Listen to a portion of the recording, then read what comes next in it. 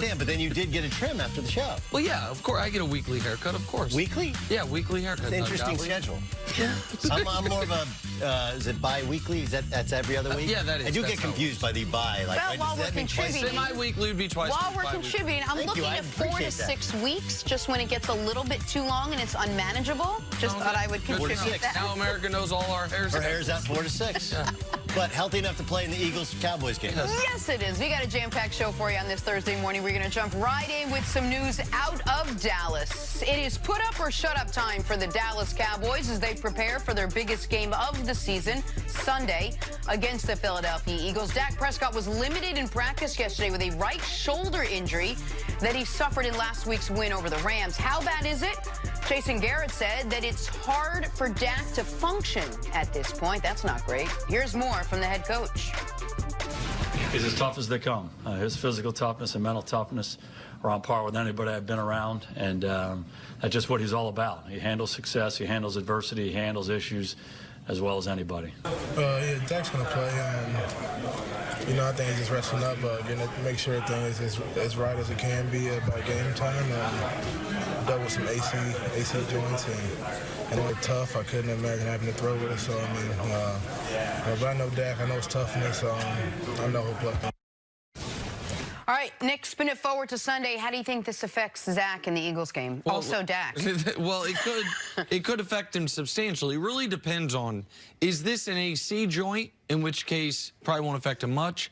Is it a rotator cuff, in which case it will affect him incredibly? Dr. David Chow is a former NFL doctor. I think he's in Southern California, around the area you are, Doug, where he does a lot of this on, like, Twitter medicine, if you will. But he has real experience with football teams and with NFL injuries. He seems to think it's a rotator cuff, given the way Dak played after sustaining the injury. Because it was early in the game, like first quarter or something. And that type of injury, it gets worse days later, not hours later. You can play through it as opposed to an AC joint, which would have been the worst in the real time at that moment and then gotten better. If it's a rotator cuff, it's a big deal. And the only silver lining for the Cowboys is maybe this forces their hand into playing the type of game they should play against the Eagles, which is exactly right, which is hand the ball to Zeke as many times as you can early in the game. They're 4-1 when Zeke has 65 yards rushing in the first half of games thus far this season. Feed him early and see if Zeke, who averages, I think, 165 yards from scrimmage in his 5 career games, which are 5 career wins against Philadelphia, can continue this trend. But the other part of this that struck me was this is the end of his 4th year in the NFL. He's never missed a practice, and this is his first time being limited in practice, which speaks to his overall toughness and durability. So I do expect to see him out there, but if it is a rotator cuff, it will have some type of measurable impact on how effective he can be. No question. He did play through it, and you're right. It does. It's one of those, it's like when you roll an ankle in the first half. You know, it gets worse. Then you wake up the next day, and you're like, oh, my God, right? And this is Wednesday. But he's tougher than a $2 steak. I mean, he really, this is a guy, remember, he's got a hairline fracture in one of his fingers. Yep. He's got a sprained left wrist. Like, he's kind of held together with duct tape here. But I don't think that his downfield throws, that they're going to need him to throw 40. If he's throwing 45 times, Cowboys are in trouble. Right? They need to hand the ball off, conservative game plan. If he doesn't see it, he can also still run it. I mean, it's one of the things about Dak, which I think he is a bit of an underrated athlete. We do forget that he was a read option quarterback most of his career at Mississippi State before late in his career becoming more of a trying to make himself involved into a pocket thrower. So do I think it affects him? Yeah. I mean, it's going to be cold. It's Philadelphia. It's going to be a nasty environment. Nobody feels great. And when your shoulder ain't right or your finger ain't right and your throwing finger, it's going to affect you. And he's a guy that when he reloads going through his progressions, sometimes he loses some accuracy. But I'm with you on this one, Nick. I think this might actually be, it's not a good thing for your star quarterback in a contract year trying to make the playoffs to get hurt. But if it forces you to be more conservative, or not even necessarily conservative, but have a more run-focused Zeke-focused game. What the hell did you pay the guy so much money for? You know, what was the holdout for? What was Jerry Jones telling us he's the best back in the league for? In this is why you need to run the football in a game like this, in an environment like this, with an injury like this. Plus, you're coming off last week where they did run the football, and they finally beat a team with a winning record. Say what you will about Dak Prescott, how well he's played, how he came out of the gate. This year was a big year for him. The team is still 7-7, which means this Sunday is an extremely important game for the team to make the playoffs if they win. Do you think what happens Sunday will determine whether or not Dak gets that big contract?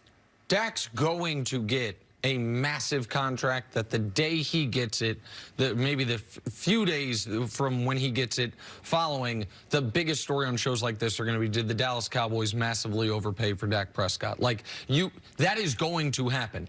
I don't know if it's going to be a good deal or a good idea for them to give him the type of contract that he's going to get. But win or lose Sunday, he's getting that deal. The durability is a big part of it. Yes. The fact that you look at him and over half the league has had to play multiple quarterbacks this year. The Cowboys have gone to Dak Prescott from the moment Tony Romo broke his collarbone. He's not only been available for every game, but as I learned yesterday, he's been available for every practice. He also has the benchmark of guys in my draft class who I have been considerably better than this year. Not in the totality of the career, but this year. And Carson Wentz and Jared Goff. Wentz got 4 for $128. That's $32 million a year with $108 million guaranteed. Goff got 4 for $134. So that's $33.5 million a year with $110 million guaranteed. Dak is going to get 4 for $140 at a minimum. He's going to get $35 million a year with $110 million guaranteed, whether they win on Sunday by 20 points or lose on Sunday by 20 points, because that's the contract that I think the Cowboys might have offered him already before this season, right in line with Wentz and Goff, and he was turning that one down, and statistically, he's having his best year. Yes, but they're having their most dysfunctional and worst year as a team, right? Because the whole argument for Dak Prescott is, yeah, he may not be the greatest quarterback ever, but the team has won. Right. Here you are in a year in which the division is an abject disaster. If you don't win the division in this year, where the Giants and the Redskins are non-competitive and the Eagles have guys on the roster who are practice squatters, in a made-for-television Fox big game, you know, America's game of the week, and you can't win this game, that whole argument of, you know, I know he's not great, but he's a winner, and you don't win this year, I think it hurts it. And I don't think the Cowboys, I agree with you, he's going to get a deal. And it's going to be big, and we're going to argue about if it's too big. But if the Cowboys were a real organization that really sat there and thought, you know, we can just franchise tag him, and then we can franchise tag him again, then we can franchise tag him again. You don't have to.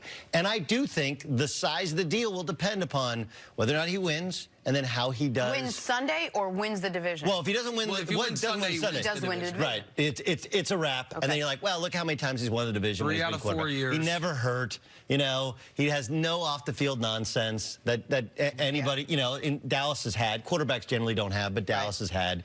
And so you're like, you know, you'll get cost certainty in the deal. But the argument for Dak has always been, hey, the team wins. And I agree with you, the injury thing is a big thing because of who you come off. You come off Romo, who's a far better player, right? Romo made more things happen, lifted up a team with a terrible defense, but Romo seemingly was always hurt. Many of the actions were not his fault, right? Gronkowski's brother misses a block, that's how he broke his collarbone the first time.